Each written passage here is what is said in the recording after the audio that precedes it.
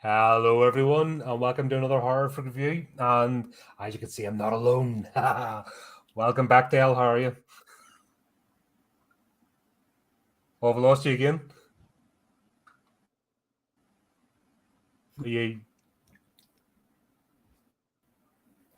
Oh, fantastic start. We're all perfect. We did the Okay. test. There we go. There we go. We did the test before going live. Everything working Yep, here we perfectly. are. Hello. I had to get you on board Typical. from this one. I was going to do this last week. I watched it, and then I saw it was from New Zealand, and I'm like, God, you have to watch this. You have to, you have to experience this one because honestly, this movie's something else. It certainly is. And hello to everybody in chat. We seem to have a few folks in. Can you hear Dale now? I think we got that sorted. We were perfect before we started. Yay. Yeah, no. Are we all good? No, yeah, it's all good, man. Here, technology is wonderful. Oh, sure. But that's the joy of going live. That's half the fun. Yeah. I'll say to Cameron, like, never going to be this super clipped professional show because where's the fun in that? That sounds like hard work. Better just turn it up and waffle away. So, right, first things first, this movie, does it fall into the category of so bad it's good? Or have I just been in raucous laughter throughout this because of how terrible it is? What category does this movie fall into? I think it's our Kiwi comedy coming out a bit in there. Certainly, it's a piss take. Really good piss take. I think you've got to watch it. It's certainly what you said. Yeah, because I was in two minds. I watched it again just before we went on, and yeah, I don't think they're the first time you watch it, you think they're taking themselves seriously. Yeah. Did you just did it fit in a bit more like this often? Yeah, the first time I watched it again too. Yeah. Yeah, God. The first time I was like, holy crap, this is something else. The second time, I kind of got that they weren't taking themselves too seriously because the first time you watch it, you think, oh God, these people are actually trying and this is awful. Yeah. And then the second time you're like, nah, they can't be taking this seriously. This is it's just a massive piss take. It has to be. Definitely. Oh, hilarious. I laughed the whole way through it, Colin. So, for those that aren't familiar, this is an independent movie. There's not much about it online. The premise of the plot's really convoluted. There's a lot in the plot. They've tried to cram in, but essentially, girl buys a possessed sofa. I think she buys it or sent to her. Haven't quite worked that one out. It was sent to her. Yeah, I think it was sent to her. Yeah. So, girl gets sofa. Sofa is possessed, but not really. When we find out later on, and then just madness ensues. It's the only way to describe it. Our main characters. It starts off in a bar, and I honestly thought Francesca, the main character, was just drunk in a bar dancing. Yep. That's genuinely what I thought. Until the end of that, you realize she's performing. And that's me. That's me straight away going, what the hell? She's doing a Kate Bush dance. I've seen better TikTokers. Like she is she's acting as if she's offered tree and just dancing around a bar randomly. It's like, oh right, she's actually performing. Right, okay. This is gonna be fun. Yeah. I still haven't made up my mind whether Francesca's trying to take her character seriously as being some sort of sex symbol, or if she's just having a laugh with it. I haven't made my mind up about that with her character because Me neither. I think she's quite young, so she's just a kid. You know what I mean? She's that's a just a hard. kid. There's Yeah, definitely, barely grown into herself yet. definitely. Yeah. But I haven't worked out if the whole sex kitten thing she's trying to portray is intentional or she's confused by it because of the spell, or they're just saying, I'm gonna have a laugh at this trope. I don't know which it is.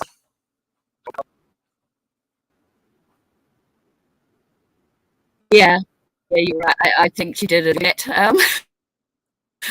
Being that character, yeah, she did really well for it, actually. What she was acting in. So. Yeah, it's like she's acting in about 3 different movies. Like she's just off doing her own thing. Just like I said, I don't know whether she's actually taking the piss out of her own character, or she's playing the confused. Why are all these people falling in love with me? It doesn't make sense. And do you know what I mean? It's just the way it comes across. I've lost you. Got you. We need to get a longer cable. Obviously, that UK and New Zealand's a bit of a stretch. What happened? I don't know. I'm hearing you perfectly fine. Are we good?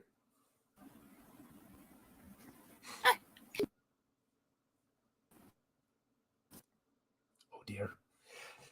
The movie's so great with broken again. There you go. Oh, you're cutting in and out. Oh, all right. Gosh. I don't know. I can hear me, so at least that's something. I know. It sounds like a chord needs to be 12. There you go. Right. Hopefully we're good.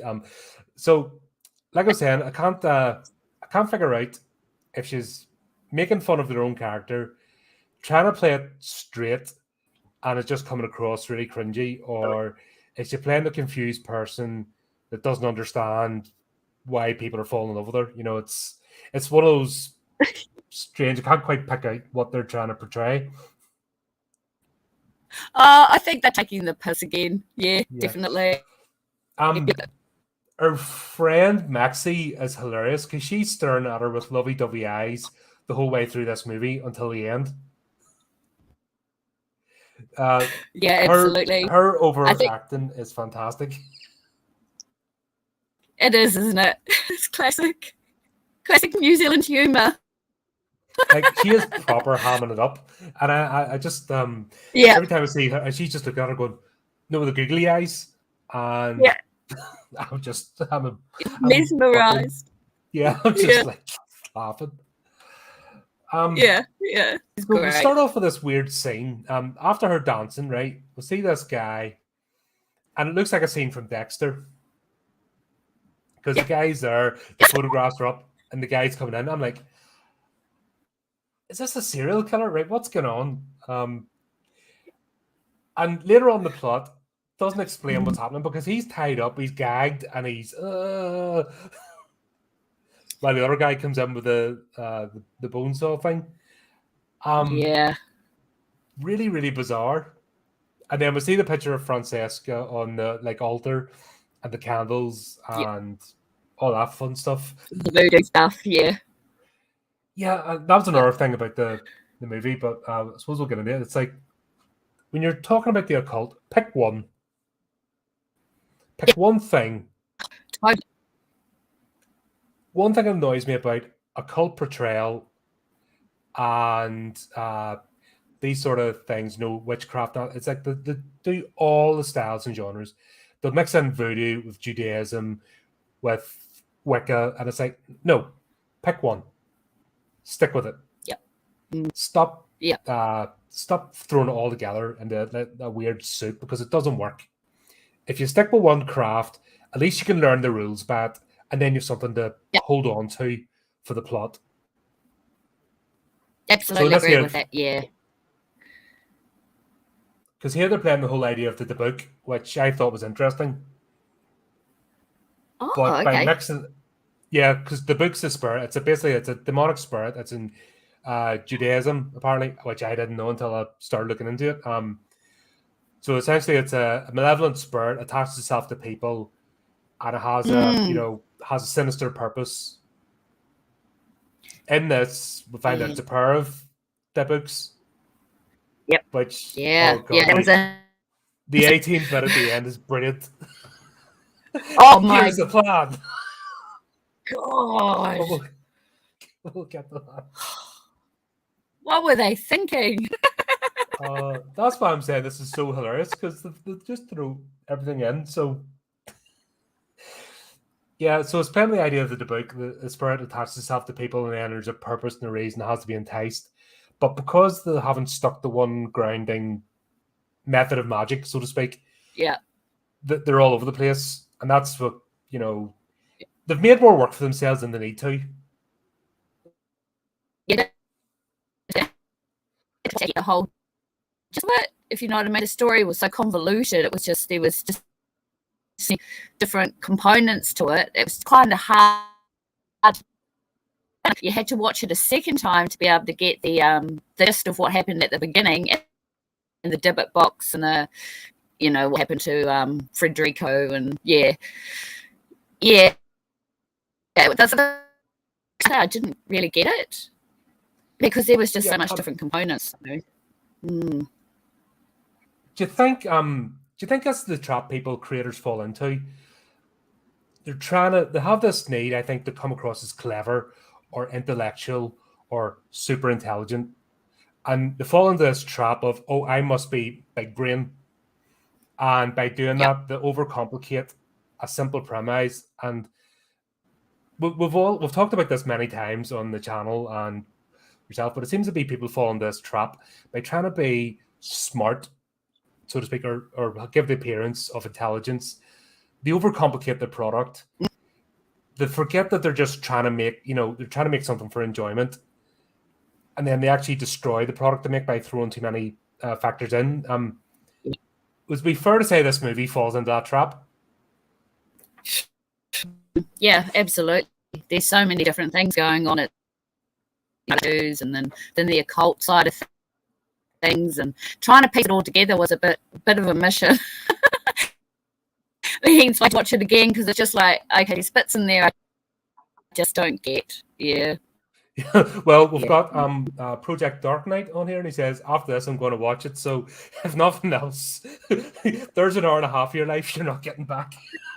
We've stolen an hour and a half of your life after this. Yeah. We've got a few people in the chat. It's great. Good to see you interacting and getting involved. Someone was asking, sorry, I'll go back here and just have a nosy. I'll have a look at Dahmer, the Jeffrey Dahmer thing. Yeah, I'm not big into TV series. I'm not big into true crime. I think there's a whole thing with that, but yeah, it's got a lot of traction. I might look at it out of curiosity because I actually enjoyed the one. What was it? The Ted Bundy one with what's his face? Zac Efron. That was actually pretty. Yep. Yeah. And normally I don't go for that. Yeah. So No. is it similar? Is it similar to that sort of vein? It is. You get a lot more details about the Jeffrey Dahmer story in this. Probably, they missed when they were writing books about it and things like that. It was quite good. I really, really enjoyed it. Lots of cringy moments, like Killer Sofa. There were a bit of some cringy moments in there. Yeah. We don't go off in tangents, but just doing the same thing of cannibalism. How disappointed were you that the sofa's not actually eating people? Because that's what I wanted. The poster shows me a sofa with googly eyes and big teeth. So I wanted a sofa going around munching people. And I wanted to see somebody disappear into the sofa, and I was really disappointed I didn't get that.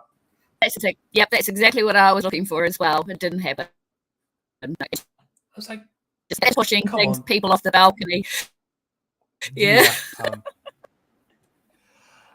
I still haven't made my mind up about the actual sofa itself, and if it's good. It's my theory on that.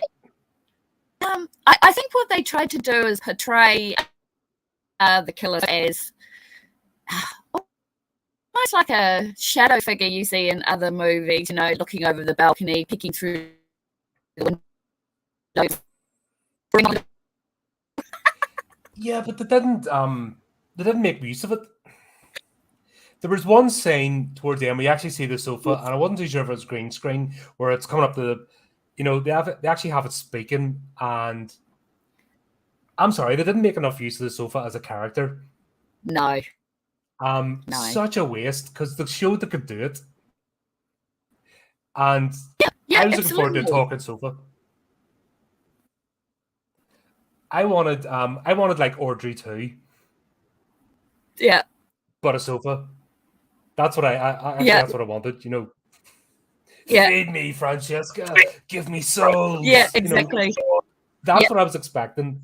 And I didn't get it with this movie, which is like, oh. But the amount of time they spent on the rest of the plot, they could have done that, and it would have been so much more fun. Yeah, it would have been. I agree with you there. Yeah, but like, you're not in the thumbnail though, like you eating. Yeah, it just sort of fell short. Yeah, a waste of movie. Really, they could have done a lot better, I think. Yeah. Do you think if the plot hadn't been right? Because there's a lot going on in the plot, and it's almost like two different movies. If this plot hadn't have been a killer sofa, but a possessed object, because the fact, like, they even have Jack and the Shanty running an antique store, so there's the setup for a cursed antique item, and the sofa. It was just by chance they encountered the sofa and he touched it. So it didn't even come from there. There's a whole setup of an antique store and occult practices, and they didn't use it. Because if it had been a cursed object from their store, there's the whole plot. Yep. What do you think? It would have tied it. Yeah. What we wrote. Yeah, well, that was a plot fail. Yeah, you're right there. There's something nagging at me about the whole movie. It's random. It's very random. Yeah. Like I said, there's something nagging at me, and it seems to be there's a fundamental plot point that's been missed out or changed that they could have fixed this entire movie. Now, I think if they had changed the title and not been Killer Sofa, well, I probably wouldn't have watched it. Because that's what drew me to it, you know what I mean? I wanted a goofy comedy, and I wanted the sofa talking and eating people. That's what I wanted. Yep. But I got a completely different movie. Totally. Yeah. Could they have made 2 movies out of this? Was there enough in it? So. There's a lot in this movie. Could they have made 2 separate movies that actually could have been quite decent and enjoyable in their own rights? Even with the same cast, because how sometimes you have like a set of players that like American Horror Story, you know what I mean? You have the same cast and they play about. Yes, right. That's right. So could this have been split into 2 movies? Is there enough there that would have worked better than trying to cram it all into one movie? I think what they could have done is maybe and maybe fix the characters and the plot a bit better, perhaps. So, I mean, there's probably enough information in there. Yeah, cheesy. Yeah, we are cheesy. Yeah, really cheesy. I get it. I'm a bit. You know what I mean? One of my favorite B movies of all time is Bad Taste. Like, I will watch that movie 100 times, right? And I will still loved laugh. it. Yeah. One of our men were killed by complete bastards. Ooh, I got a lumpy bit. That gets me out of the chair every time. I love that movie. You know what I mean? The bit with the bazookas on a bit of string, and you see the bit of string. I love cheesy humor. That's the thing. This is not. And that's what I was expecting. If I'm honest, once I found out it was from New Zealand, and I started watching, I was expecting that sort of goofy horror, horror, splatter, punk, all that kind of stuff. Yeah.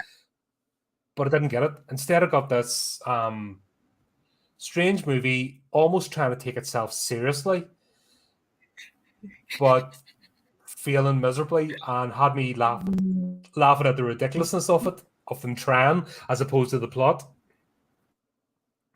Yeah, absolutely. Yeah. Good one. So,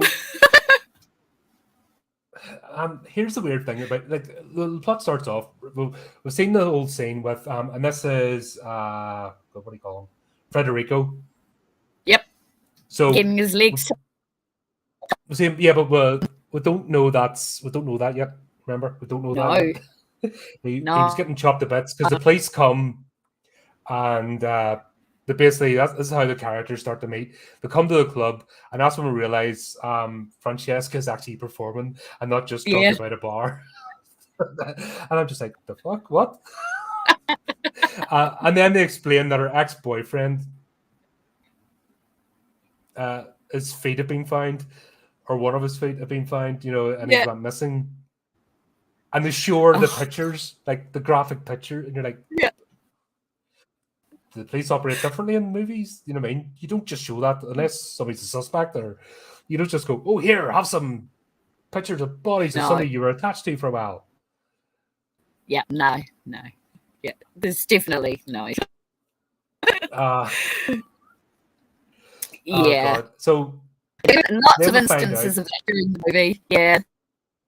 There was lots of that's not right. They don't do that. Yeah. We'll have to talk about what do you call him? Bob, the detective. We'll have to talk about that goatee thing he's trying to grow. Detective Gravy.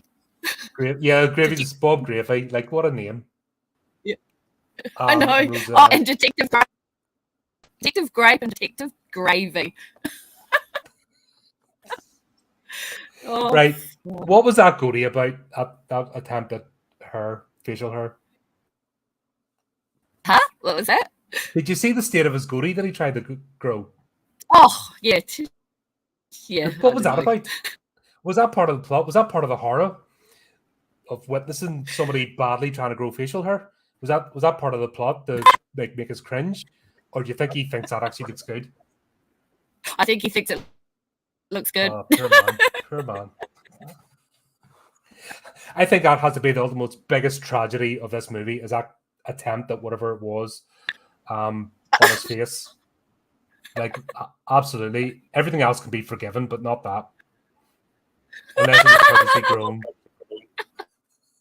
Oh, now. Oh, gosh.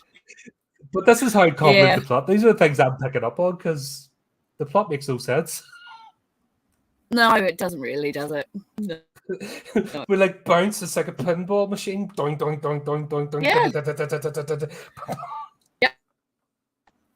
it's a hard movie to try and wrap your head around.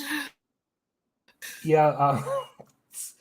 So we get this. She's told that Francesco's went missing. Does she know anything about it? Then what? Oh God, yeah. Then she goes back. Oh yeah, sorry, I have to go now because I'm getting my recliner delivered. And the first time I watched it, I thought it was Francesca in the first scene in the warehouse when they're picking up the recliner, and then I realized it's another character. I think it's the same actor they use as oh God, what do you call her? Valerie. I think it's the same actress. Right? Yeah. Because I went, hold on a minute, how did she get her hand mangled and then jump in the shower and get it fixed? And then the second time I watched, I'm like, oh, it's a different character. Right, okay. Yeah. Because I watched it with my husband and I was like, yeah, I'm pretty sure there's a different character, but no, it wasn't. It was the same chick. She just looked different. Yeah. Yeah, it wasn't Francesca. It was another actress. I picked that up the second time round. Yeah. Because I was really confused. I'm going, hold on, you don't get your hand mangled and then jump in the shower and then all get fixed. Yeah. See, those little bits you kind of missed, eh? Yeah. And they were very short-lived, so it's very hard to pick it up. Yeah. This reminds me of a Police Academy movie. Do you remember the Police Academy series? Yeah, I do. That there's always something going on in the background.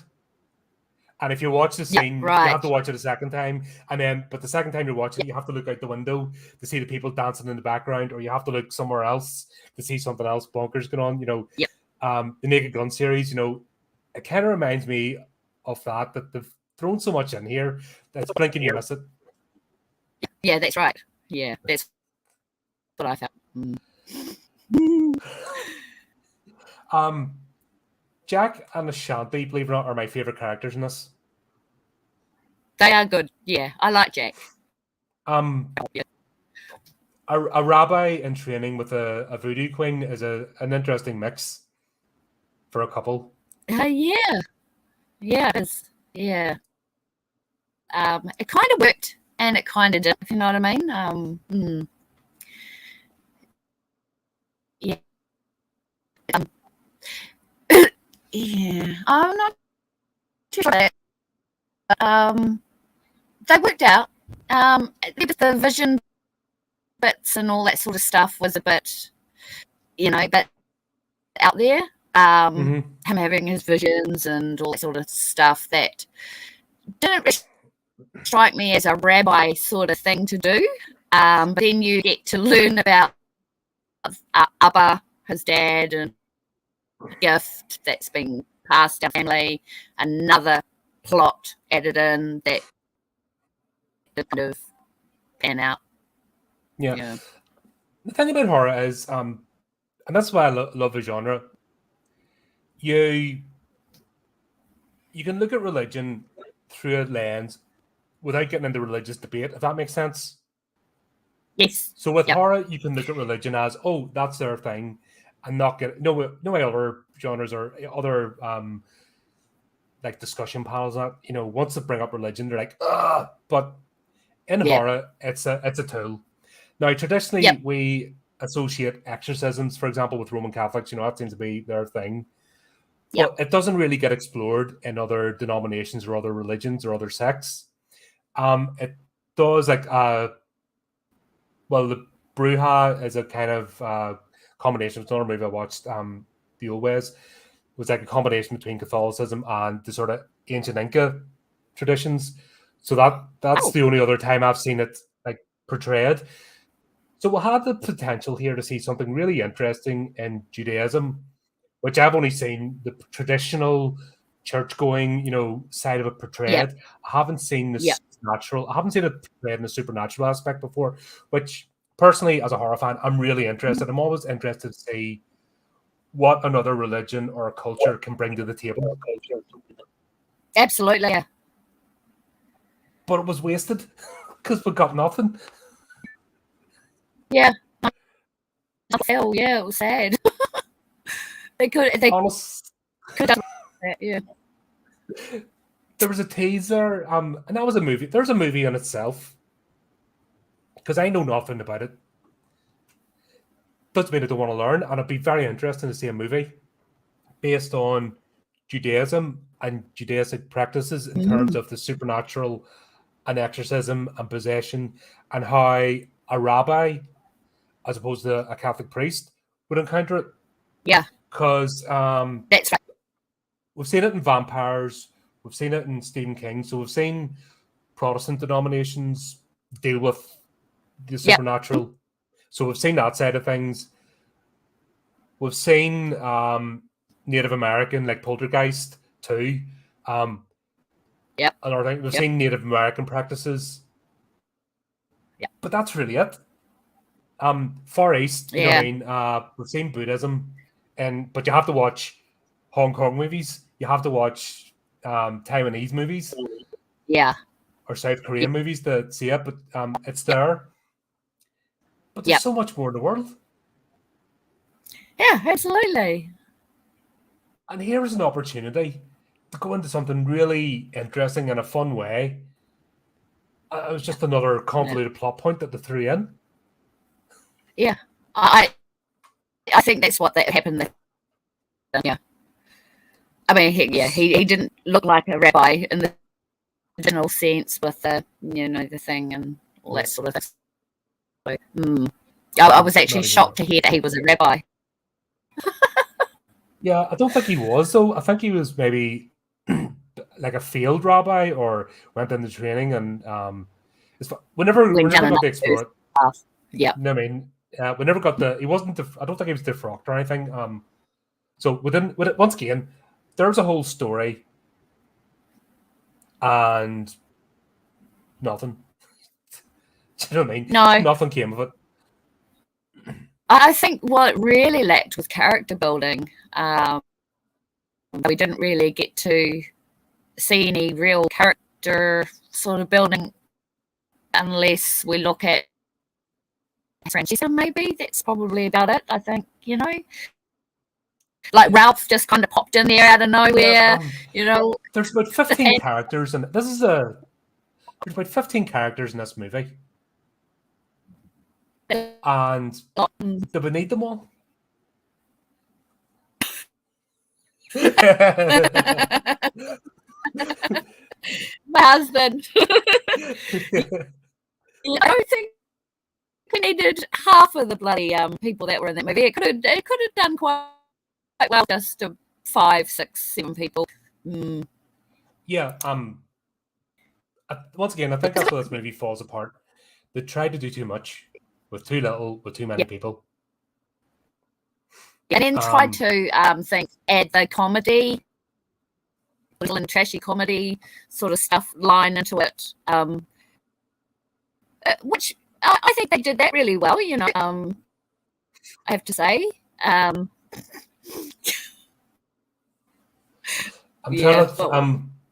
trying to think where we are in the plot. Right, she gets the sofa and she's living with this bloke, TJ.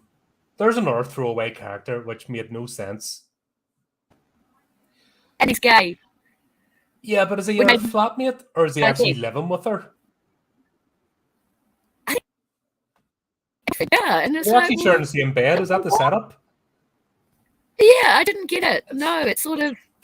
And his mother lives 2 doors down, so. And he still has his own room in his mother's house, 2 doors down from where they live, because everyone lives in the same street. This is like Australian soap operas. Everybody knows each other and they all live in the same street. Ramsey Street. Yeah, this is Dybrook Lane. Yeah. Oh, jeez. Oh God. Yeah. I just Oh my goodness. Oh, wow.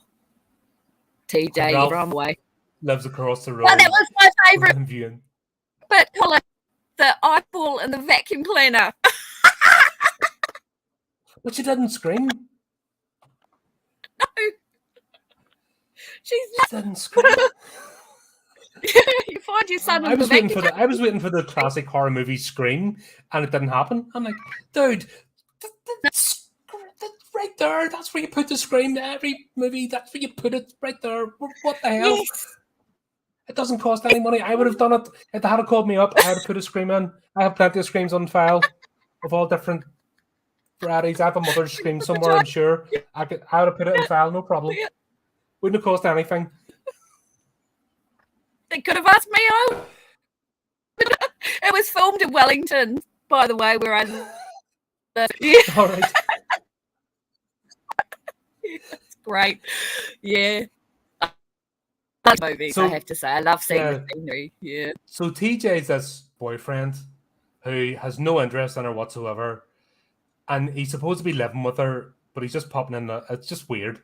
The sofa gets jealous of him because the sofa can bake cookies and lay out candles. Oh, I know. What a clever couch. How did that couch manage that? I just like, oh. And this girl, no offense to this wee girl, but her character's not the type that has flour and eggs and, do you know what I mean? She lives off microwave meals, let's be honest. Yeah, 2-minute noodles.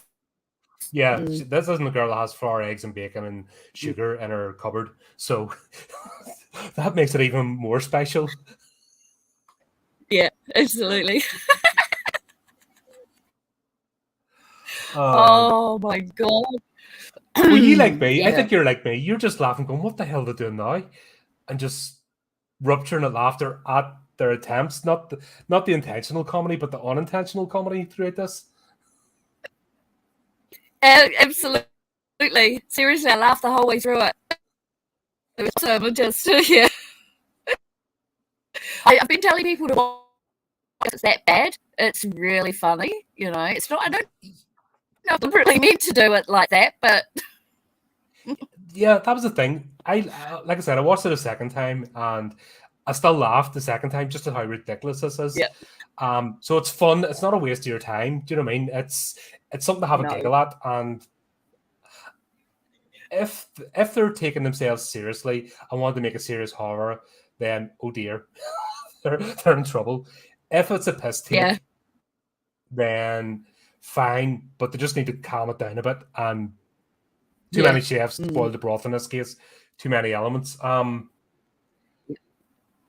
Yeah, so we'll have TJ because he had one of the cookies at the sofa baked. The sofa's going to kill him. Who the hell sings and gets excited about putting a pizza in the oven? Oh my god! Like, I'm not even going to try and go through the plot. I'm just going through scenes that are coming into my head with each character because. Yeah, I don't know why they tried to portray. Oh, I don't know if they were just going a bit too far. I think possibly. Yeah, that was. He got really excited about that pizza. Why? Yeah, why? And once again, cook him with the oven door open. Yeah, that's the way it works. We all do that. Yeah, not. Yeah, and plus that oven needs a good clean. It was disgusting. I was like, oh god, no. I cook that. Yeah, disgusting. Right, we're trying to figure out Project Dark Knight. We're trying to figure that out ourselves. So there's this bloke, Francesco, Gerard. who he just appears. Right, he appears at the start, and he's tied up to a table, and somebody's coming in to cut him into pieces. It turns out he's the ex-boyfriend of Francesca, our main character, the dancer, sexy girl who is neither. Then the sofa appears after, we know it's a haunted sofa because there's neon lights pointing to the sofa going, this is haunted. We see the sofa in the same room where Francesco's tied up. This hurt my brain trying to figure this out. I'll try and help. Sorry, it's just so bad. Oh, it's so bad. That was a great opening theme, though, the Dexter scene. I think that was the way to start it. But yeah. So through the movie, and then you find it. Yep. Sorry. No, you go. You keep going. I want to know. So we think it's Francesco in the sofa. We think, we're not 100% sure because we don't know what the hell's going on. Yep. We think it's him. We know the sofa's haunted. We know that because it's pointing. There's neon lights throughout the plot going whap whap whap whap. Totally. TJ's the first victim. Yeah. Yep. So the sofa's. Did the cowl scene happen before TJ? It did, didn't it? The kettle scene, right? So when you make a cup of tea, do you put your shorts on? Do you lie back on the sofa and do a sexy pose and pour the kettle? And pour it. Is that normally how you do things? No, not at all. Normally, I just leave it in the kitchen and bring it in and do my sexy pose afterwards. Yeah, that's the first thing that was just thrown there, just randomly once again. It meant nothing. Why the hell do you not make your cup of tea on the bench? It's ridiculous. I think they tried. She really went for it too. She really went for the sexy pose and the pouring. I'm like, that's boiling water. What the hell? That's just the disaster waiting to happen. So the whole sexy routine kind of goes out the window. Maybe it's because I'm old and I'm like, you're going to hurt yourself, dear. No. Is Francesca the sort of girl that you can't has to use the baby scissors and can't have sharp objects, and you need to go and childproof the house before she comes in it. Is she one of these type of people? Yep. Yeah, it seems like it. Yep, absolutely. She's Like her whole character through a this, waste like, of... she needs supervised. Yeah. Supervised. Like, honestly, Oh, that scene was just bonkers. Yeah. There are a lot of bonkers scenes in there. Some very cringy ones, I have to say. The sofa trying to kill TJ in the apartment, and then when CJ goes to his mother, that's him removed, but the sofa still comes after him. I know. I don't know. Oh, they're gathering souls. That's why. Now we haven't figured out why they're gathering souls, because they didn't need to at the start. No, exactly. Francesco didn't need to gather souls, but now they do. Once again, another weird plot thing thrown in for no reason. Yeah. I think that's where it started getting a bit iffy, was when the Valerie bit came in. It was like, oh, I wasn't expecting that. You're a braver woman than us, Gabrielle. You're a braver woman than anybody.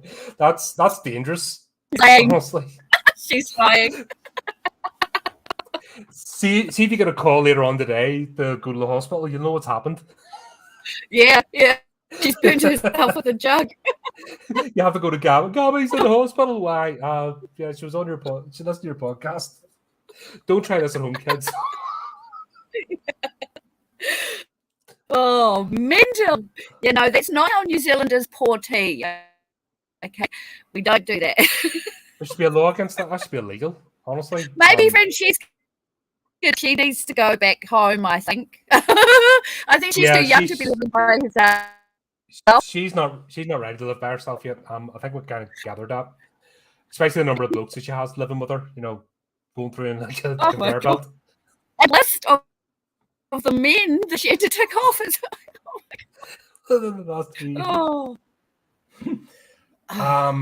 Who's next? The detectives are weird.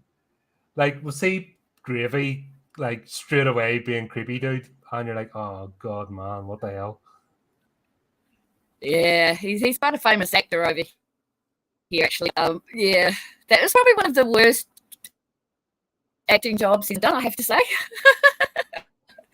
Yeah, I found it bizarre that they called Detective Grape and Detective Gravy, so I think that was another piss take, really. So, oh yeah, Roseanne, she just wasn't. I don't know whether she's playing the straight character, not in the mood for this, or else she's like, what the hell have I got myself into? Have I really got in this? No.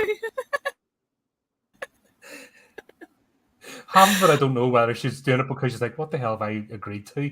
Or that's a character she's playing. Exactly.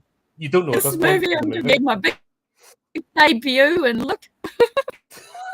What's the crime rate like in Wellington? Because if that's the way the police are, oh my god. Oh, yeah. And then we'll have Jack going on his vision quest. Oh.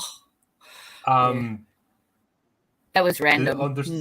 Understand what's going on. You're like, what the hell is this? Yep.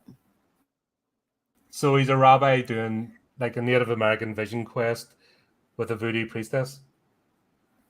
You're like, okay, that works. Yeah. No. And she cannot keep in time. No. 1, 2, 3. 1, 2, 1, 1. 1, 2, 3. 1, 2, 1. 1, 2, 3, 4. 1. It's like, dude, you have one job.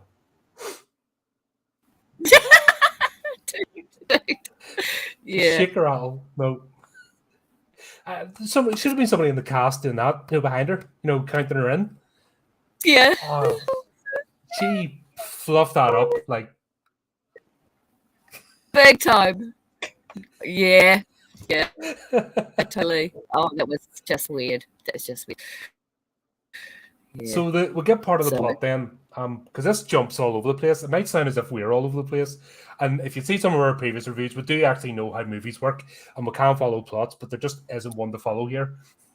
This movie is, as we're seeing it, it just bounces all over the show. So yeah, in the Vision Quest, we now find out that Valerie and Warren are a thing. And we see Valerie in the woods with another woman who we find out is Mary Sinclair. So here's another plot point. This is tenuous links. Yeah. It's best. This whole movie is a game of tenuous links because everything has to get tied together and everyone's connected. It's just mad. Yeah. So we see the scene. Yeah, and I tell you what. Yep. Oh, Mary. Jack's going around blowing that weird flute, whatever it is. Yeah. Never that he can't even use properly. I don't even know it's meant to make that sound. But there you go. He's walking through his vision, and we see that Valerie is some sort of problem with Marie Sinclair. She kills herself in front of her. Yeah. And then we see Warren standing up on the hill looking down, and we now have Gerard, I think his name is. I think his name's Gerard. Yeah. Gerard. All right. Oh, who am I getting Warren from? Is he another character? Nope. I got Warren for some reason. Oh, okay. Oh. There's about fucking 25 characters in this. Exactly. Honestly, it's fucking every 2 minutes there's a new character introduced and then removed. Yeah. I know. It's not. Yeah. And that's what's really jarring about watching this. Don't try to follow a plot because there isn't one, and there's like all these characters get thrown in. So we find out there's some sort of history, and then we meet Ralph because we bounce back to the apartment, and then we meet Ralph, who lives across the street from Francesca. Yeah. And even though she's now living with someone, he basically approaches her and go, right, we need to have babies because we're made for each other. He just pops in. Yeah, I want to marry you. Yeah, it's weird. Shouldn't you call the cops? He's a stalker. Yeah. She's got restraint, and she seems to get restraining orders like that. You know what I mean? Just another one. Oh, are you back again in front of the Francesca? Another one? Yes. Okay. Stamp. There you go. Oh my god. Do you want to talk us through that scene with Ralph? Because I'm like, what the hell? Ralph. Oh god, the panty sniffer. Watch out, guys! His panty sniffer. We don't get to see him, but we get to see him die. Yeah. Okay. I don't know what. Was it to set up the fact that he had put surveillance cameras at her house, and then we get to see the sofa move? Camera. I'm not too sure whether or not that was to her character building of, she's guys just can't stay away from her. It's just like, oh my fuck. Explain the bed scene. How does that work? I don't know how that works. How did he make that happen? What was he doing? He lays out her underwear. He jumps into the bed fully clothed, puts the thing over himself. What the hell? What was he doing? So cringe. I don't know, but I'm so glad he died. Yeah. But he was just purely put in to die. Yeah. Yeah. I was very demon the skip bin.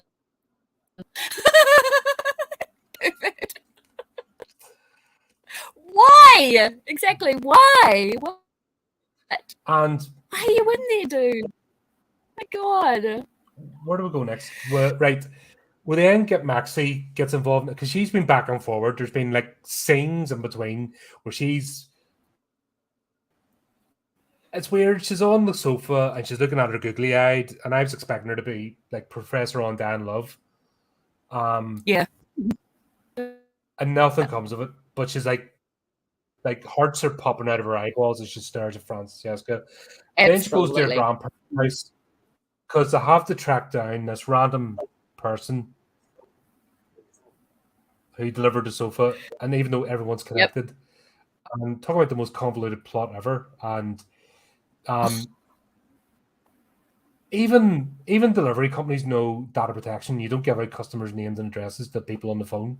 No, you don't. So you don't, and you don't ring all the companies and they don't get it. It's like ringing a hotel and asking if blah blah blah staying in room blah blah. You just don't. Yeah. So it sort of was a letdown with that. It's rubbish. yeah, but anyway, it's not. happened. It just happened. They got it, and then they bring Maxie back and get her involved. Now, it's the middle of the afternoon when Ralph gets killed. It's the evening when Maxie decides to go to the apartment. Why did it take the sofa so long after killing someone in the afternoon and their body just laying out on the balcony to then throw them over? From over, why? Yeah. What the hell? I know.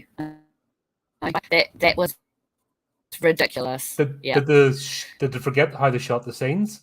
So did they shoot one scene in the afternoon and then forget that they had the later scene to shoot? Yeah, what? Yeah. That was a mystery. That was a mystery. Yeah. I was like, what the hell is this? So it takes him all afternoon, yet he can get rid of, he took care of TJ in like minutes. Yeah. But apparently it took him ages to get Ralph. And holy shit. This is hurting my brain. This is genuinely hurt my brain trying to figure out the logistics of how this happened. But yeah, so later on that night, the sofa's still disposed of the body when Maxie walks in. 6 hours later, and he's only just thrown it over the sofa, over the building. In front of her, yeah. Just so she can see it. Yeah. Okay, so that happens, and then... God, and then Maxie runs away, climbs out the window, she falls into the bin. Because, that's that bit of the plot taken care of. Yeah. Just chuck it in the bin. Yeah, Francesca's ended up in the hotel at this point somehow. She got scared one night. She got scared and then she ended up running outside her nightie and sitting out there in the why didn't you put some clothes on? Why didn't you turn the lights on when you're walking around the house? I don't know. And she did the thing with a torch. Like she picks up a torch and points it on her face. Click. It's like, this girl can't live on her own. Right? No. This girl can't. She's a danger. She needs to still live at home with mommy and daddy because she can't function. No, not at all. Can't even deal with a mag light, you know what I mean, without hurting herself. Unit. Yeah, she's a loose unit, I have to say. You made her a loose unit. Yeah. Shocking. Oh god, brilliant. But somehow Jack gets Francesca's number, even though we're in the mobile age and nobody writes anything down in notebooks. But somehow Jack has her number in a notebook so he can ring her and bring her to explain the plot. That's basically it, yeah. Yeah. And then we get to the A-team section. Because Jack loves it when a plan comes together. Oh my god. This is the bit that had me the funniest bit of dialogue. Right, it's at the book. And the book does this. And I love the beautifully printed page set on the table for her to read. All in glyphs and, Yep. And it's not even like a wiki. It's not even on a screen because everyone's using laptops. They could have brought up a Wikipedia page, but no. Yeah. Have this beautifully crafted manuscript page, laying out pristine. And this house is a ramshackle, but this page is pristine, laying on this bit of the table for her to read. Yeah. I think the priorities were wrong with this movie. The focus, it's like they've all got ADHD and nobody can focus, and they're all like, "Oh, that'll be cool," and somebody's disappeared for 6 hours doing this one page, and they forgot about the rest of the movie and the plot. That's what I'm getting impression wise. Yep, pretty much. But yeah, okay. So the plan: 1, build 2 the book boxes. 2, put the books in the boxes. 3, burn the boxes. Never. Oh no. Oh man. And they didn't even make them properly. I lost it at this point. Did they do any research on the box? Well, I have that page, which is beautiful. No. Just one page. Dun, dun, dun, dun, dun, dun. All you need is B.A. Baracus to walk in and with a welder. Honestly, they should have had a character like B.A. Brock walk in with a welder and weld 2 bits of metal together just for shits and giggles. That's all this movie needed at that point. Yep, you're damn right. I was gone. Oh I'm gone at this point. Seriously. My yeah, head's just like, I'm out. After an hour, I was just like counting down the minutes for it to finish, and I hate to say that about a movie. It's really bad, but hey, you got to be honest review. It's shit. But you can it's a good New Zealand movie, though. You know, you can have fun with just how shit it is. Yeah. I mean, God, they could have done so much better. You know, they really could have. I can see that, but I don't know. They just fell short. Yeah. Yep. Right. Okay. We're nearly there. We'll get through this. There is more plot. There's another 3 movies worth of plot to happen yet in the next 25 minutes of the movie. Like this is this is only the plan, right? So what happens next? The detectives arrive, don't they? Do they get involved again? Or does she just go to the house? I think I can find her because they found the voodoo stuff at Frederico's house, and there was one particular picture. Because they found the voodoo doll with a pin through it, so they wanted to find out if Francesca was okay. But it's funny how they discover this months after. So I think you have Socko over there. Socko? CSI, Scene of Crimes Officers. Yep. Oh right, yes, CID, so CIBs.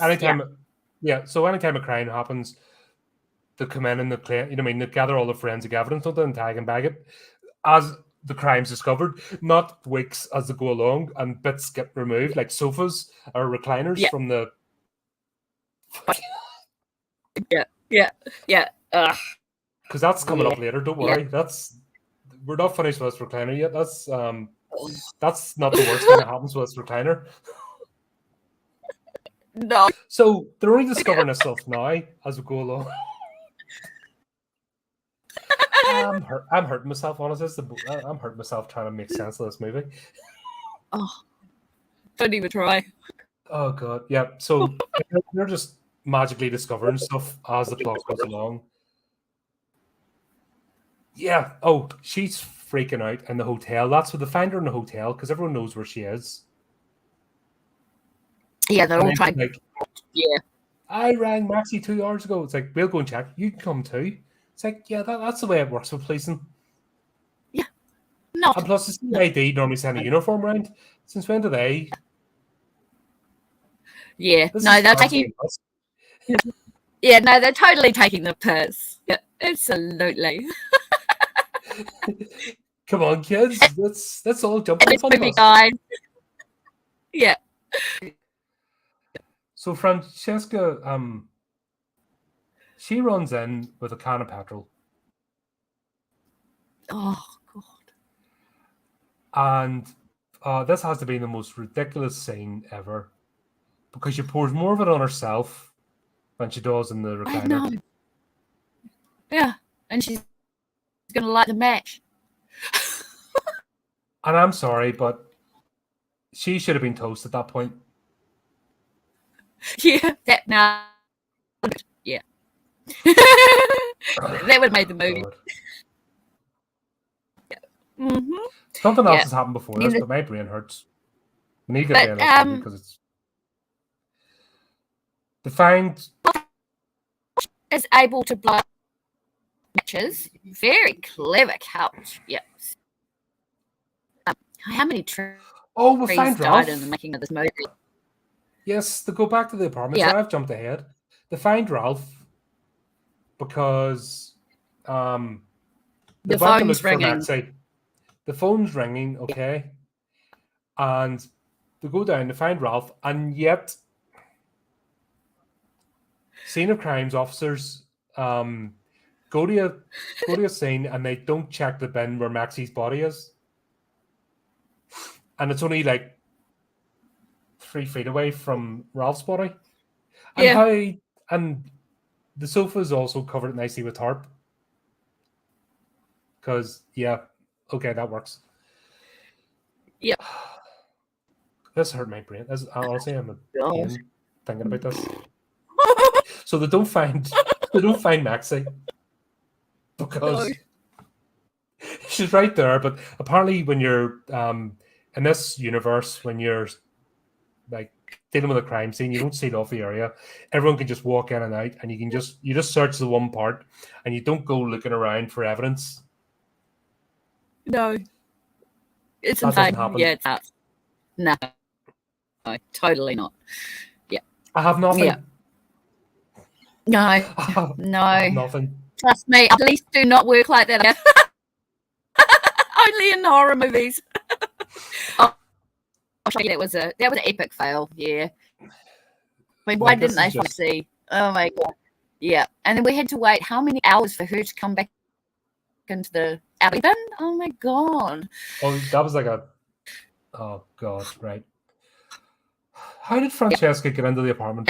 Did you go and make the book boxes after that, or was this before? I can't remember. They make the book boxes. Jack has a heart attack and he's pointing to the aspirin, and she's like, dirt, right. dirt box, the dirt. That's what happens, right? Sorry. Then she runs to the apartment. That's right. And then she throws petrol on herself and she's like, get in the box. No. Get in the box. Please get in the box. No. And this is where the sofa, they had the technology to make a sofa. This could have been a movie with a talking sofa doing weird shit, and we could have had a good laugh, but no. All this convoluted shite to get to this point where the movie should have just been her in the room with the sofa, and we could have had so much fun, but then we'll finally get the payoff. And I say payoff lightly because holy shit. The minute she struck the match, she should have been up in flames. Yeah. Like the minute she struck that match, she should have been gone. Yeah. But no. And then get the chat I keep forgetting about the chat. Yeah, love the part of the movie where the sofa blows out the matches.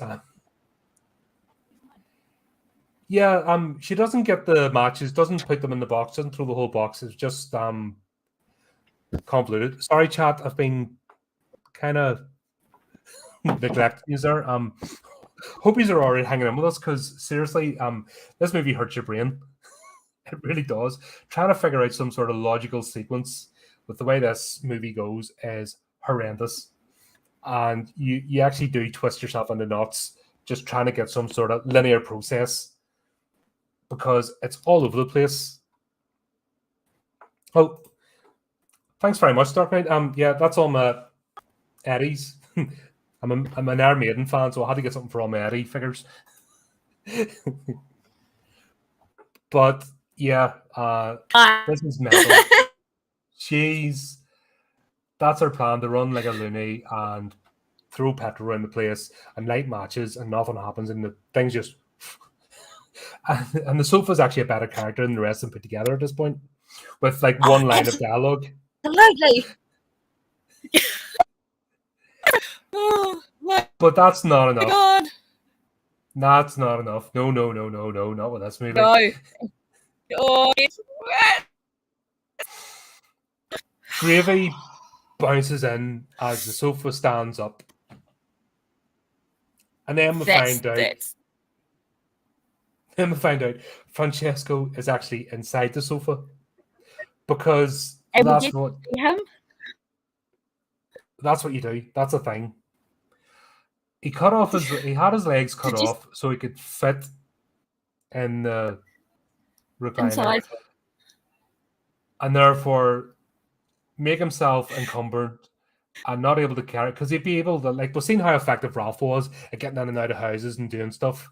So he actually limits himself to be in a sofa. Yep. Yeah, okay. Yep. You figure it out, because I can't. My brain's already left the building at this point, trying to figure this movie out. Well, we got to do some good with the couch standing up and walking. There's walking around the house. I think those were cool. You know, when the couch is looking over the balcony, you know, like at everyone and poking, you know, and the little spring knocking on it. Oh, they did quite good with those little bits. They could have done a hell of a lot better. Yeah. Yeah, but then they ruined it. They ruined it by having him inside it and holding the springs and his face, because somehow his face has to be cut off too. Because it was scarred or something. Yeah. And also they had him looking as if the eye holes are here, right? Yeah. Yeah. And his hair, how does that work? Because they've got him as if he's walking around like this. And it's like, dude, this makes no sense. Yeah. And I have to say, they picked a very, very cute cow. He's quite cute and cuddly. How can he be so evil? You know, they made him look so cute, like, oh. But that would have been... I'm sorry, but that movie, him as a cute couch, and then the eyes open up or the teeth come out and he eats, that would have been so much better. And probably a lot cheaper and easier to make than what they have. Because they've already got the effects to do the mouth movement, so it was there, but they went this direction instead. But we're not finished yet. No, we're not. There's loads more plot to go, because just ending the movie there with him being shot and then being discovered and everyone lives happily ever after. No. No, you're not getting off that easy. Sorry, folks. There's another 10 plot points to get through. Oh my God. Oh, I have to say, the cringe for me was when she was on the couch. I think she was having the dream. She was having a dream when she was on the sofa. Oh, that was so cringy. Ugh. Yeah, I didn't realize how you could actually get hurt from cringe. But yeah, you're like, oh God, why? It's like, I've used muscles with cringing today that I never thought I had. I have discovered parts of my body that can cringe that I didn't even know I had parts of the body. It's like, why are you doing that? Oh, that's got to be one of the worst things I've ever seen. Come on, I was just like, why, guys? You know, I've never seen that on a sofa before, and I done it again. Oh my God, it was horrible. Oh, yuck. Yeah, it was bad. Really cringe. It could have gone with it. A lot. I have to say. Okay, right. We're nearly there. Hang on. We can get through this. So, Francesca has a meltdown. She goes into the bathroom, spills her pills because she's got packets of these. Like, these are prescription drugs, but you can have like spare sets all over the house and in her car and on her person like controlled Oh, drugs, no. but sure, antipsychotics, sure, why not?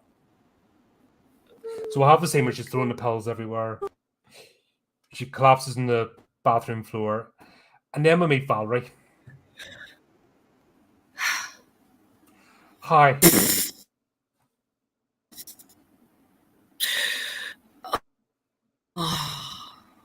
Valerie has been hiding in this bathroom. And then we get that wah moment.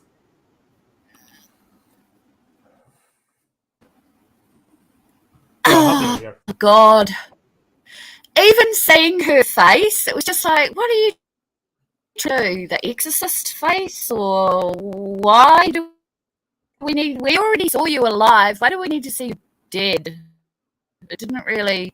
And then how did she pull into the bathroom cupboard? And it's just, okay, so she's possessed. But I thought she was already possessed by Valerie. So it was like, did she... Or did her body get taken? I just don't know. Sorry. I have nothing. That's why you're here, to help me out, because my brain's given up. And in my brain's shut down. I'm like, what the hell is this? But I'll help you. Grape. If she's already been stabbed, why did they have to kill her again? Oh, fuck. Because that was right after that. Yeah, that was right after that scene where, yeah. So effectively, what it is, also Francesca decides to put clothes on so she can become Valerie. That's how we know the difference, because she's now wearing clothes, so she's Valerie. Francesca doesn't like clothes, but Valerie does. There we go. So she steps out of the bathroom. She's now Valerie. Woo, right? But we're not finished yet. Yep. No. You could end the movie there, even. No. You could end the movie there, but no. No, I had to keep going. So we don't know what the time scale is. It's probably the next day, the way these filmmakers work, or later that morning, or the next night. Who knows? It could be 10 minutes later, because Socko doesn't come around till weeks after a crime scene, and they don't close it off. Yeah. Never mind. We've just had somebody sewn themselves inside a sofa that's just been shot by a police officer in a building, in an apartment building thing, because it's sort of a house apartment. I don't know. Give up. Yeah. Houses. Yeah. But anyway, a lot of stuff's went that's going to take a wee bit of time for the police to come through and figure out what the hell's going on. Not to mention that it was still a crime scene from the previous night, where they found one body and missed another body that's right next to the first body they found. Because Maxie wakes up at this point and climbs out of the bin with a bit of glass, and everyone's like, "Are you all right? What do you think?"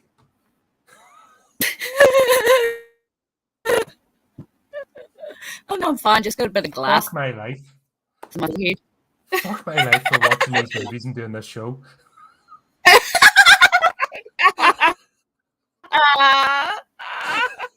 Oh damn! What have I done wrong? Am I being punished? This movie. Because I now have to pay attention. That's the problem. When you're reviewing a movie, you have to pay attention to it. So it hurts more. Oh, totally. I couldn't get over the scene with Maxie walking into the crime scene. She just allowed her to walk straight into the crime scene. No questions asked. These forensics. Yeah, forensics are on the ground looking at everything, and she's just walking past. This movie has about 50 members of cast. So they couldn't have dressed someone up in police officers' uniforms to make it look, no. You know what I mean? The number's getting bigger all the way through, because it just keeps seeming to be more and more people just jumping into this movie. Yeah. When you see the credits at the end, it's like, holy crap. Yeah. So, I know. But anyway, Maxie just walks on in. The bit of glass in her head And everyone's like, as if, oh, that's normal. Yeah. It's not. Cue the next night, because it's a night later. Because that's the way this movie works. Now, Valerie / Francesca's having dinner, or brought gravy round for drinks. The apartment is pristine. Like, nothing happened. No crime scene. Yeah, that was quick. Yeah. Oh, you decided to keep the sofa. Yes, that's right. Now, this sofa has been ripped apart. It's got bullet holes, it's got blood all over it, but now it's fine. And plus, it's attached to the body of someone who's broke into somebody's house and been shot by the police. So that would all have been taken away, I would guess. Did they just pull the body out and then fix the sofa back up? I'm not... Oh, no. Yeah, they stuffed up the time. They did. They stuffed up the timing. Is that the way crime scenes Totally. work? No, but we know that. We know it's definitely... Yeah, it's obviously a piss take. Yeah, because we don't. So the sofas are... I wonder how many of those sofas there were. There must have been about 3 of them. Oh, right. Yeah. Because they must have used 2 or 3 of these type of sofas. They must have. Obviously, the one that ripped to bits. Yep. But here it is. One's had petrol poured. Perfectly poured, and from the dreamscape with because we're finished with Jack and Ashanti now. They've done their bit after they built the book box. That's they're finished with in the plot. But during his vision quest, we see the thing with the flowers because I have to spell it out. Yes. So somehow that's relevant. Yeah, it's some sort of hallucinogen or poison or something. But whatever. Yeah, so right, she poisons him. She's Valerie. We know she's Valerie because the big neon lights went net. Gravy collapses. All the souls that have been stored in the sofa, because this process wouldn't have been interrupted. Yeah, but the process wouldn't have been interrupted by the police coming in, shooting the corpse. Yep. And dragging it away. No, that wouldn't interrupt. The souls at all, everything would be just perfect and intact. Not a thing wrong. That's fine. Yeah. But meanwhile, they had set it up. It makes so much sense. Perfect sense. I have nothing. Totally not. I'm struggling to right. Anyway, the souls go from the sofa, the reinvigorated, brand new, refurbished sofa into Gravy's body. He now becomes other dude, not Warren, the other guy. Oh, Gerard. Yep. Gerard, yes. Okay, Gerard, yep. Gerard, yep. And now Gerard and Valerie are happily together again. Yeah. But we're not finished there. No, not finished there. No. No. You're not getting out of this movie that easy.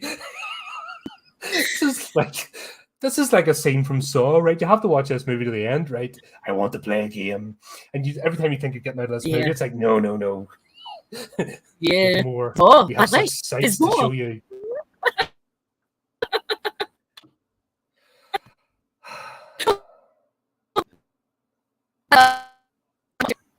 I need a minute. Final hurdle. We're nearly there. I think in his brain. So anyway, if you're looking at we've got Roseanne. We'll have to finish Roseanne off. Okay. So this is her moment.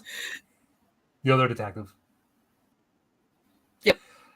Was she looking at a picture of Gravy? Has she been obsessing over him? Yep. So now she's obsessing over him, even though he wasn't possessed. But yeah, she now randomly, even though, well, she did put it out to him, you know what I mean? She has a thing for him. But yeah, now she goes to the apartment and gets killed. Because, evil couple. Evil couple kill somebody and do evil laugh, you know, because... Yeah, okay. Oh Maxie's heading back to the apartment to try and see her friend, and she sees what goes on upstairs. And these two walk into the night. But we're not finished yet. No. No, we thought we were. No, but we're nearly finished. Mm-hmm. She goes up and she actually watched Gravy snap her neck. You know what I mean? You watched it. Yeah. So Through the window. you know she's dead. She's dead. There's no if, buts, or maybes, but she checks anyway because the plot needs to happen and ring an ambulance in the police. Yes. And then we'll finish off because we'll have to have a weird, convoluted, because there's not enough going on in this movie. You know what I mean? There's it's very limited in plot points, so we need to have something else just to bulk it out a bit. Yeah, absolutely. She looks at the sofa Oh and dear. then stares into the eye, and we see Francesco going "Wah" in the netherworld. Yeah. Because now the sequel is Nikki going to go into the sofa, or sorry, Maxie going to go into the sofa to save her. And then we'll finally cut the credits and we'll get there. And so it left us with a bit of a cliffhanger there. Totally. I could have ended it about half an hour before that, but that was exhausting. That was proper. I'm actually tired talking through this movie. Yeah. It's one of those. Is it worth watching? Yeah. Would you recommend it? I would say I'd recommend it because it's a really good horror. It's cheesy, it's corny, it's missing lots and lots of shit in the plot, but it's funny. It's funny because it's just so ridiculous. I think that's it. You have to laugh at it. You're laughing at the movie. You know what I mean? This madness, and you kind of want to figure out how the hell did they come up with these ideas, and who was there not one person to rein people in? Yeah.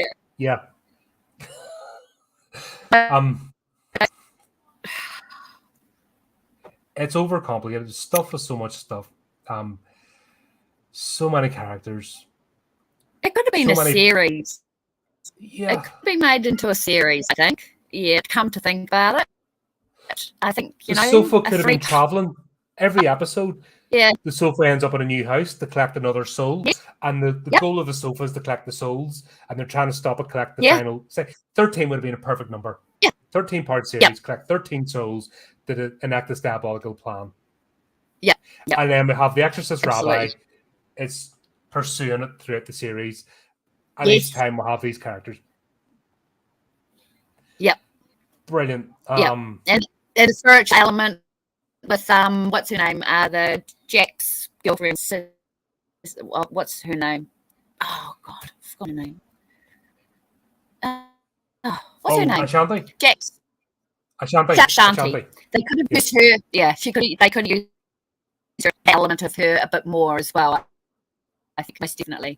What could have happened you know what I mean? Judaism and voodoo combining, propping each other up. Where one fails, the other props it up. You know, that could have been those two could have been ghost hunters going through the series.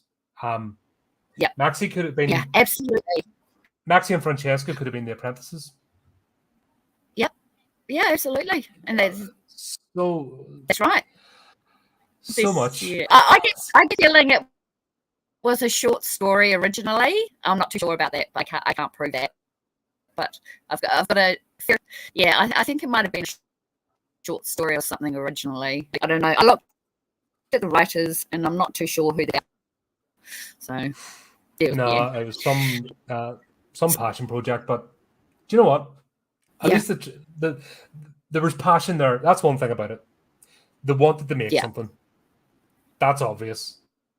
And I'll never slag anybody off for trying and wanting to make something. No, absolutely not. Because as much as I'm cringing like hell, I still had a laugh. I'll give it that. Yeah. I had a laugh going through this Yeah. movie, and I was able to watch it a second time. There's movies I watched the first time and I'll give up and never want to see it again. So this is one of those ones you put on with a group of people and you just laugh at it. Yeah. Snacks, drinks, put it on and just go, look at the state of that. That's what sort of movie this is. Absolutely. I'll be interested to see what else they pull out of the bag. I'll have to look them up and see if they've done anything else. There wasn't much information about this movie, but if they have done other stuff and it's just as hammy, then fair play to them. Yep, absolutely. Any final thoughts? I have to say it's very Kiwiana. A very Kiwiana movie. Bit of plot mess up there, but if you don't mind wasting an hour and a half of your time, I'd say just pop on and have a look at it. It's a good laugh. I think I put a link in the description. It was on Freevee over here, so it's only on free channels, but you can get it through Amazon. I think I put a link. Yeah. So you can go check it out. I think somebody in the chat said it's on YouTube as well. So yeah, it is. In fact, right. in the comments, if there's a YouTube link, stick it in the comments, please. And then people can go to that and watch it for free because may as well. So there you go. Yeah, there's our review. Don't waste money. Don't pay for it. You're wasting money. No, don't do that. We'll have none of that behavior with these type of movies. Oh God! I hope no one from New Zealand's watching this. Oh no, that was actually. Do you know what? It was great. Like a Dahmer to do it. Honestly, just do you know what? For the effort these guys put in, and there's real passion behind it. Fair play to them. You know what I mean? And it's not an easy thing to put yourself out here. It's not an easy thing to stick yourself out. You know what I mean? You're setting yourself up for it. It's hard being a creator. So, you know what I mean? And I did have a laugh. Although it's ridiculous, I did have a laugh. So we'll give it that. Yeah. So absolutely. there you go, folks. There is our review. Dale, thank you very much for enduring this with me. I'm so glad you got on board. Hello. You're welcome. Everyone in the chat, thanks very much. Choose a movie next time, Colin. Mm-hmm. Sorry, I'll choose a movie next time. All right, your turn. Choose a movie next time. Yeah. Yeah, because you pick great ones too. You pick absolute stunners as well. Yeah, okay, Dale, right. Go and try and get them all. Yeah. Do you remember our last review? Sorry. This was revenge for Midsummer. You hurt my brain, Colin. You hurt my brain. Sharing's caring, as I say. Sharing is caring. I hurt my own brain. But there you go, folks. Thanks, everyone, for tuning in. Keep an eye on the channel. Loads of stuff coming up. Another one of Dale's stories coming up soon as well on the channel. Make sure you check out her Facebook page. Keep up to date. Lots of stuff going on. Loads more reviews, live streams, stories, and all that good stuff. Everything horror. Until next time, folks, keep it creepy. Keep it horrific.